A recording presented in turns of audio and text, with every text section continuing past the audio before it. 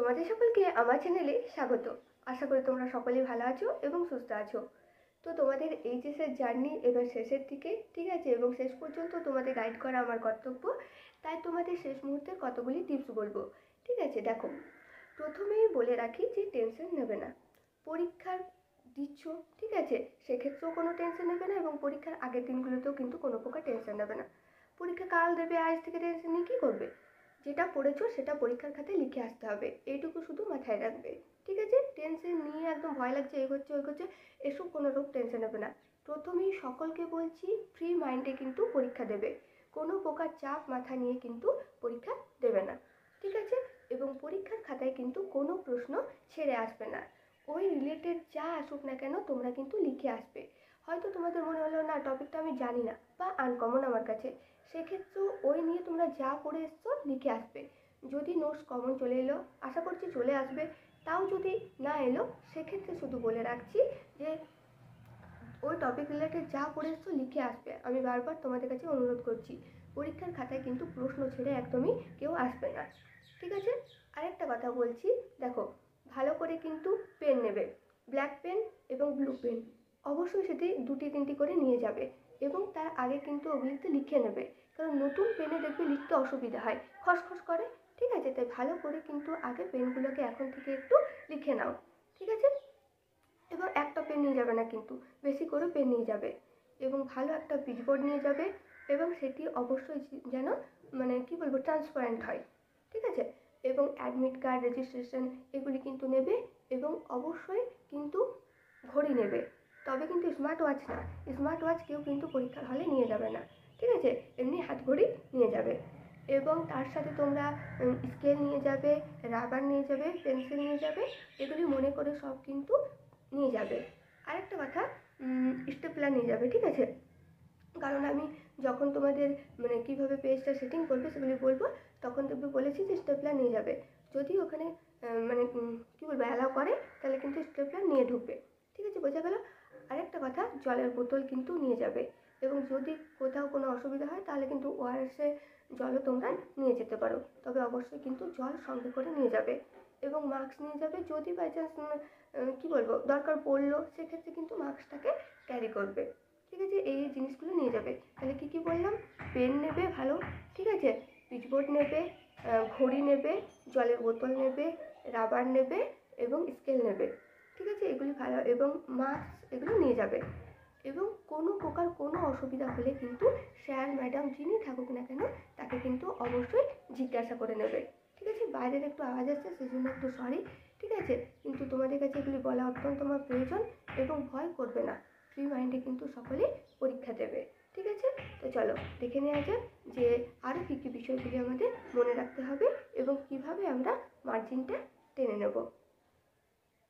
তো তোমাদের কাছে মোট সময় থাকবে কিন্তু 3 ঘন্টা 15 মিনিট।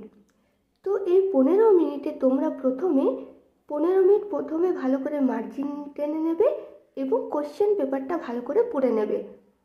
দেখো, আগের দিনে আমি তোমাদের বুঝিয়েছিলাম যে কোশ্চেন পেপারটা কীরকম হবে, অর্থাৎ এমসিকিউ এবং এসিকিউ লেখার জায়গাতে তোমাদের থাকবে এবং তারপরে যে সাদা পেজগুলি থাকবে সেখানে কিন্তু ভালো করে তোমরা মার্জিন টেনে নেবে, ঠিক আছে, সেটা তোমরা পেন্সিলে টেনে নেবে, ঠিক আছে। আরেকটা কথা এখানে বলে রাখি যে দেখো, যখন কোশ্চেন পেপারটা পড়বে হয়তো পড়তে পড়তে তোমার মনে হলো এটা আমি পারবো না, ওটা আমি ভুলে গেছি, এইসব দেখবে নানা মাথায় যদি কাজ করে, ঠিক আছে, এইসব কোনোরূপ চিন্তা করবে না, তুমি ভাববে আমি পড়ে এসেছি, আমি লিখবো, ঠিক আছে। এবং যারা শেষ মুহূর্তেও কিন্তু প্রিপারেশন নিয়েছো তাদেরকেও বলবো কোশ্চেন কিন্তু ছাড়বে না, কোশ্চেন কিন্তু দেখে পড়ে ঘাবড়ে যাবে না, লিখে আসবে। আমি জোর করে বলছি তোমরা কিন্তু পরীক্ষার প্রশ্নপত্রে উত্তর ছেড়ে আসবে না, তোমরা কিন্তু লিখে আসবে, ওই সম্বন্ধে তোমরা যা পড়েছো তোমরা কিন্তু লিখে আসবে। আমি বারবার করে বলছি, তোমার হয়তো মনে হচ্ছে যে এই প্রশ্নের উত্তরটা ওইটা হবে না, ঠিক আছে, তো আমি বলবো সেখানে তুমি ওই রিলেটেড যা পড়েছো তুমি কিন্তু লিখে আসবে, কোয়েশ্চেন পেয়ে কিন্তু ঘাবড়ে যাবে না, আস্তে আস্তে পড়বে, তোমরা যখন লিখতে শুরু করবে না তোমরা দেখবে নিজেরাই লিখতে পারবে। এমন অনেক সময় হয় হয়তো আমার উত্তরটা আমার জানা নেই, কিন্তু যখন আমি লিখতে শুরু করব তুমি দেখবে নিজে থেকেই লিখতে পারছো, ঠিক আছে, এমনি দেখবে হয়ে থাকে। তাই বলছি যে তোমরা কোশ্চেন ছেড়ে কিন্তু আসবে না, আমি প্রথমেই বারবার করে বলে রাখছি সবাইকে, ঠিক আছে। এবার তোমাদের মার্জিন কেমন করে টানবে, দেখো সাদা পেজগুলি থাকবে, সেক্ষেত্রে তোমরা চারদিকে মার্জিন টানতে পারো। এই দিকের মার্জিনে একটু জায়গাটা বেশি রাখবে যেহেতু নাম্বারিং করবে, এবং নিচে এই পাশে এবং এই পাশে। যদি সময় না থাকে বা মনে হলো টানবো না, সেক্ষেত্রে তোমরা এই দিকেরটা টানবে এবং ওপরে টানবে এবং এই দিকেরটা টানবে, নিচেটা টানার তখন প্রয়োজন নেই, ঠিক আছে। কিন্তু খাতাটাকে দেখতে সুন্দর লাগার জন্য বলছি একটু ভালোভাবে টেনে নেবে। তাছাড়া প্রথমে তো 15 মিনিট সময় পাচ্ছ। আরেকটা কথা বলে রাখি, যখন পরপর তোমরা পেজে লিখবে, অর্থাৎ এই দিকের পেজগুলিতে, ডান সাইডের পেজগুলিতে PTO বলে লিখে দেবে, অর্থাৎ প্লিজ টার্ন ওভার, যে এরপরেও আমার আরও উত্তর আছে, ঠিক আছে। বোঝাতে পারলাম? এই ডান সাইডের যে পেজগুলি থাকবে সেখানে কিন্তু PTO করে লিখে পরে এরকমভাবে ঘর করে দেবে। তার কারণ হচ্ছে এরপরেও আমার আরও প্রশ্নের উত্তর আছে। আরেকটা কথা, তোমরা যদি এই পেজটা শেষ হয়ে যাওয়ার পর যদি তোমরা লুজ শিট নাও, সেক্ষেত্রেও তোমরা কিন্তু ভালোভাবে রোল নাম্বার, রেজিস্ট্রেশন এগুলি কিন্তু ভালোভাবে লিখবে। আরেকটা দেখো, স্টেপলার তোমাদের যদি অ্যালাউ করে তাহলে তোমাদেরকে আমি বলবো, সকলকে বলবো যে স্টেপলার কিন্তু নিয়ে যাবে। ওইখানে তোমাদের বাঁধবার জন্য সুতো দেয়, ঠিক আছে। তাও আমি বলবো স্টেপলার নিয়ে যেয়ে লুজ শিট যখন তোমরা অনেক সময় নাও, ঠিক আছে, সে বাঁধ করতে অনেক অসুবিধা হয়, সেক্ষেত্রে তোমাদের স্টেপলারটা কাজে লাগবে, ঠিক আছে। এবং আমি বলবো প্রপার খাতাটাকে ভালোভাবে স্টেপলার করে দিলে খুলে যাওয়ার সম্ভাবনাটা কম থাকে। এবং স্টেপলারটা যখন করবে, যদি লুজ শিট নাও, ঠিক আছে, সেক্ষেত্রে বলছি যে এই ধারে ধারে করবে, ঠিক আছে। মনে করো পেজটা এত বড় হলো, তো তোমরা এই ধারে ধারে কিন্তু করবে, যাতে নাম্বারিংগুলো কিন্তু তোমাদের দেখা যায়, পেজের নাম্বারিং যাতে দেখা যায়, ঠিক সেরকমভাবে কিন্তু স্টেপলারটা করবে। একটা এখানে করবে, একটা মাঝে করে দেবে এবং একটা শেষে করে দেবে, ঠিক আছে। বোঝাতে পারলাম? স্টেপলার যদি অ্যালাউ করে তাহলে আমি সকলকে বলবো যাতে স্টেপলার তোমরা নিয়ে যাও এবং খাতা পরিষ্কারভাবে রাখবে। এরপর দেখো, একটা প্রশ্নের উত্তর লেখার পর মার্জিন টেনে নেবে। প্রথমে মনে করে একটা 5 নম্বরের প্রশ্ন লিখলে, তারপর তোমরা মার্জিন টেনে দেবে। এবং অবশ্যই আমি সকলকে বারবার করে বলছি, নাম্বারিং কিন্তু ঠিক প্রশ্নের ঠিক নাম্বারটা দেবে, ঠিক আছে। কোন প্রশ্নের উত্তর লিখছো সেটার কিন্তু নাম্বারিং ভালোভাবে করবে এবং হড়বড়ি করে কিন্তু নাম্বারিং করবে না, নাম্বারিংটা ভালোভাবে করবে। আরেকটা কথা, শেষে যখন খাতা চেক করবে নাম্বারিং কিন্তু ভালোভাবে মেলাবে, ঠিক আছে। আগের দিনেও বলেছিলাম যে ভালো করে রোল নাম্বার, নিজের নাম, রেজিস্ট্রেশন নাম্বার, সাবজেক্ট, 2024-এর এক্সাম, এগুলি কিন্তু পরিষ্কার করে কিন্তু লিখবে, ঠিক আছে। এবং আমি তো নোটস লেখাবার সময় বারবার করে বলেছি যে পয়েন্ট যদি কোনো প্রশ্নের উত্তরে তোমরা লেখো, সেক্ষেত্রে কিন্তু ব্ল্যাক পেন ইউজ করবে, সেক্ষেত্রে কিন্তু কোনো প্রকার রেড বা অন্য কালি কিন্তু ইউজ করবে না, এবং নীল পেনে কিন্তু অ্যান্সার লিখবে, ঠিক আছে। আরেকটা কথা দেখো, পেন কিন্তু বেশি করে নিয়ে যাবে, ঠিক আছে। আর এখন থেকে পেনগুলোকে একটু ঘষে নাও, যাতে খসখস না করে। ভালোভাবে কিন্তু পেনগুলোকে এখন থেকে ভালো করে কিন্তু ঘষে নাও, যাতে ভালো করে তোমাদের লেখাটা হয়, ঠিক আছে। দেখবে নতুন পেনে লিখতে একটু সময় লাগে, সেক্ষেত্রে আমি বলবো যে পেনটাকে একটু চালিয়ে নেবে। দেখো, যদি কোনো প্রকার অসুবিধা হয় অবশ্যই কিন্তু টিচারদের জিজ্ঞাসা করবে। আমি বারবার করে আগের দিনও বলেছি, আজকেও বলছি যে কোনোরূপ যদি অসুবিধা হয় কোনো ভয় পাবে না, স্যার বা ম্যাডামকে কিন্তু বারবার করে জিজ্ঞাসা করবে, ঠিক আছে। তোমার প্রবলেম হতেই পারে, তুমি নতুন পরীক্ষা দিতে যাচ্ছ, তোমার হতে পারে প্রবলেম, ঠিক আছে, সেক্ষেত্রে তুমি কিন্তু জিজ্ঞাসা করবে, সেখানে ভয়ের কিছু কিন্তু কারণ নেই, ঠিক আছে। এরপর দেখো, আরেকটা কথা বলছি যে জল কিন্তু সকলে নিয়ে যাবে, ঠিক আছে। যদি বাই চান্স কোনো সময় কোনো অসুবিধা হলেও সকলকে বলছি জলের বোতল কিন্তু ক্যারি করবে। দেখো, সময় বিভাজন, এই সময় বিভাজনটা আমি তোমাদের দেখাচ্ছি একটা কোয়েশ্চেন নিয়ে, যে কীভাবে তোমরা এই টাইম ম্যানেজমেন্টটা করবে। আরেকটা কথা বলে দিই, বানান ভুল সম্বন্ধে সচেতন থাকবে। দেখো, যে বানানটা তোমাদের মনে হচ্ছে যে বানানটা ভুল, ঠিক আছে, তো প্রথম কথা না, বানান তো ঠিক করে লিখবেই। যদি কোনো রস্যি দীর্ঘের ব্যাপারে কনফিউশন থাকে তো যে কোনো একটাই লিখবে, ঠিক আছে। যদি কি বলবো, দাঁড়াও তোমাদেরকে বোঝাচ্ছি। যেমন দেখো, অসুবিধা, এটা একটা এক্সাম্পল দিয়ে বোঝাচ্ছি। কোনো জায়গায় তোমাদের এটা লেখার প্রয়োজন হলো, তো বয়ের হচ্ছে ধয়াকার, তোমার মনে হচ্ছে বয়ের হচ্ছে ধয়াকার, তো প্রতিটা উত্তরে কিন্তু বয়ের হচ্ছে ধয়াকারই লিখবে, ঠিক আছে। কোথাও বয়ের হচ্ছে, আবার কোথাও বয়ের দীর্ঘি, এরকম কিন্তু করবে না, যা লিখবে একই লিখবে, ঠিক আছে। এবং পরিষ্কারভাবে নাম্বারিং করবে। এটাতে আমি বারবার করে বলছি যে নাম্বারিং কিন্তু পরিষ্কারভাবে করবে এবং পিনগুলো দেওয়ার পরও যাতে তোমাদের নাম্বারিংটা পরিষ্কারভাবে বোঝা যায় সেটা কিন্তু একটু খেয়াল করবে।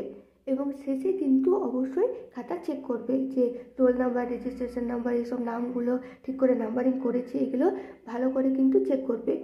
এইবারে আমরা সময় বিভাজনটা দেখে নেব, ঠিক আছে? তো দেখো, প্রথমে তোমাদের আছে এমসিকিউ, ঠিক আছে? এমসিকিউ আসবে তোমাদের 18টা এবং এসিকিউ আসবে তোমাদের 12টা, ঠিক আছে? তো এমসিকিউ এসিকিউ মিলে মোট হচ্ছে 30টা প্রশ্ন। এগুলি তোমরা কিন্তু 35 মিনিটের মধ্যে কিন্তু শেষ করবে, ঠিক আছে? এই 35 মিনিটের মধ্যে তোমরা কিন্তু এমসিকিউ এসিকিউ লিখে কিন্তু কমপ্লিট করবে। আরেকটা কথা বলে রাখি যে যদি তোমাদের অথবা প্রশ্নের উত্তর লেখার জায়গা থাকে সেক্ষেত্রে তোমরা কিন্তু লিখে আসবে, বারবার করে বলছি। আরেকটা জিনিস তোমাদের বলে রাখি যে মনে করো প্রথমে এখানে 12টা প্রশ্ন করা হয়ে গেছে উত্তরে এবং অথবা লেখার কোনো কিন্তু জায়গা নেই, সেক্ষেত্রে তোমরা যখন মানে লিখবে, মানে যে ব্রড প্রশ্নগুলো যে সাদা পেজে লিখবে সেখানেও কিন্তু তোমরা কিন্তু অথবা প্রশ্নের উত্তরগুলো শেষের দিকে লিখে দিতে পারো, ঠিক আছে? এই কারণে বললাম যে যদি কোনো প্রশ্ন মনে করো বাই চান্স ভুল হয়ে গেল সেক্ষেত্রে তোমরা অথবা প্রশ্নগুলো কিন্তু লিখে আসবে শেষে, বা খাতার যে কোনো জায়গায় তোমরা কিন্তু অথবা প্রশ্নগুলো লিখে আসবে, এ কথা আমি তোমাদের বলছি। এবং অবশ্যই কিন্তু নাম্বারিং করে লিখে আসবে, ঠিক আছে? অথবা প্রশ্নগুলো কিন্তু ছেড়ে এসো না। আমি আরেকটা কথা আগের দিনও বলেছি, আজকেও বলছি, কোয়েশ্চেন কিন্তু ছেড়ে আসবে না, লিখে আসবে, ঠিক আছে? যা ওই নিয়ে পড়েছো লিখে আসবে। এরপর দেখো, এরপর তোমাদের আসবে বড় প্রশ্ন। সেক্ষেত্রে তোমাদের দেখবে 8টা বড় প্রশ্ন থাকবে, ঠিক আছে? 8টা বড় প্রশ্নকে তোমরা 100 মিনিটের মধ্যে শেষ করবে। সেক্ষেত্রে তোমাদের গল্প থেকে একটা লিখতে হবে, ঠিক আছে? কবিতা থেকে একটা লিখতে হবে, একটা নাটক থেকে লিখতে হবে, আর পড়তে জানে এমন এক মজুরের প্রশ্ন বা তোমাদের অলৌকিক গল্প ওইখান থেকে লিখতে হবে। তাহলে এখানে মোট হলো 4টে প্রশ্ন, অর্থাৎ গল্প থেকে একটা, কবিতা থেকে একটা, নাটক থেকে একটা এবং অলৌকিক বা পড়তে জানে এমন এক মজুরের প্রশ্ন এখান থেকে একটা, 4টে।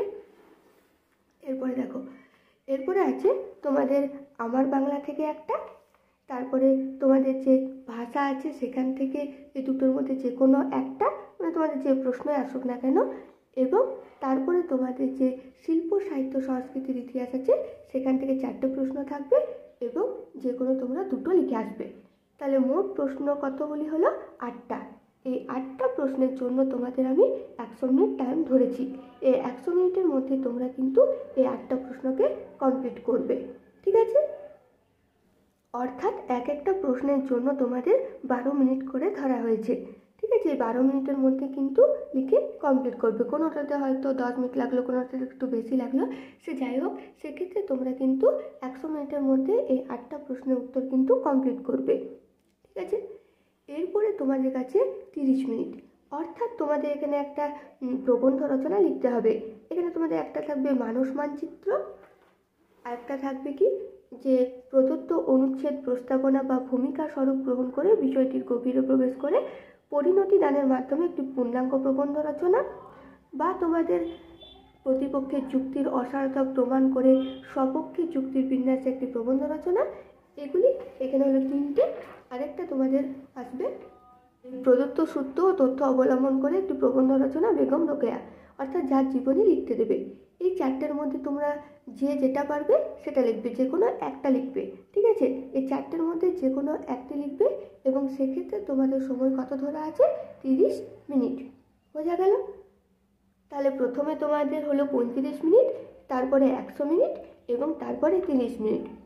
এবং তারপরে যে আমি 5 নাম্বারটা মানে 5 মিনিটটা ধরেছি, সেক্ষেত্রে যদি কোনো প্রশ্নে তোমরা ভাবছো যে এখানে আমার লিখতে বাকি আছে বা লিখতে হবে, সেগুলি কিন্তু কমপ্লিট করে নেবে। এবং শেষের 10 মিনিটে কিন্তু ভালোভাবে কোয়েশ্চেন পেপারটা মানে যেগুলো লিখেছো অ্যান্সার সেগুলিকে ভালোভাবে দেখবে, গোটা খাতাটাকে ভালোভাবে চেক করবে, বানান চেক করবে।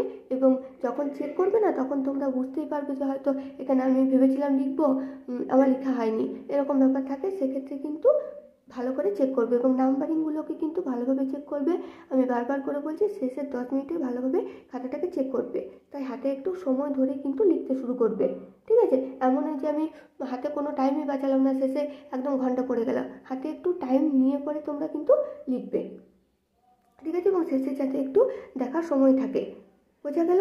এবং আরেকটা কথা বলে রাখি, পরীক্ষা হয়ে যাওয়ার পর হ্যাঁ কেউ যদি জিজ্ঞাসা করলো, হ্যাঁ রে কেমন পরীক্ষা দিলি, হ্যাঁ ঠিক আছে ভালো, ঠিক আছে, সেক্ষেত্রে বেশি কিছু ডিসকাস করার প্রয়োজন নেই যে আমার এই প্রশ্নের উত্তরটা তুই কী করেছিস, এই প্রশ্নের উত্তরটা তুই কী করেছিস। এত পরীক্ষার সময় ডিসকাস করার কোনো প্রয়োজন নেই। পরীক্ষা হয়ে যাবে, সব পরীক্ষা কমপ্লিট হয়ে যাবে, তারপর তোমাদের ডিসকাস করার যখন তখন ডিসকাস করবে। কারণ একটা পরীক্ষাতে কী করেছো না করেছো সেটা পরের পরীক্ষাতে অনেক সময় প্রভাব ফেলে, ঠিক আছে? তাই বলবো পরীক্ষা দিয়ে বেরোবে, হ্যাঁ কেমন হয়েছে, ভালো হয়েছে, ঠিক আছে, হ্যাঁ ওই নিয়ে বেশি কোনো ডিসকাস করার প্রয়োজন নেই। পরীক্ষা হয়ে যাবে, ব্যাস, পরের দিনে পরীক্ষার কিন্তু প্রিপারেশন নেবে, সেক্ষেত্রে ওইগুলি ভাবার কিন্তু কোনো প্রয়োজন নেই, ঠিক আছে? বোঝাতে পারলাম? এবং যদি ভালো লেগে থাকে তাহলে লাইক, কমেন্ট, শেয়ার এবং সাবস্ক্রাইব করে আমার পাশে থেকো। সকলে ভালো করে পরীক্ষা দিও, বিনা টেনশনে পরীক্ষা দিও, ফ্রি মাইন্ডে পরীক্ষা দিও। এটাই আমার একটুকু কথা যে ফ্রি মাইন্ডে পরীক্ষা দেবে, পরীক্ষার সময় কোনো চাপ নেবে না, ফ্রি মাইন্ডে পরীক্ষা দিয়ে এসো, ঠিক আছে? তোমাদের পরীক্ষা ভালো হবে, তোমরা সকলে ভালো প্রিপারেশন করেছো, ভালো হবে পরীক্ষা, ঠিক আছে? একটাই কথা, ভালো হবে, সব লিখে আসবে, এটুকুই বলছি। এবং সকলে ভালো করে পরীক্ষা দিও, ঠিক আছে? বেস্ট অফ লাক সকলকে, ভালো করে পরীক্ষা দিও। চলো বাই।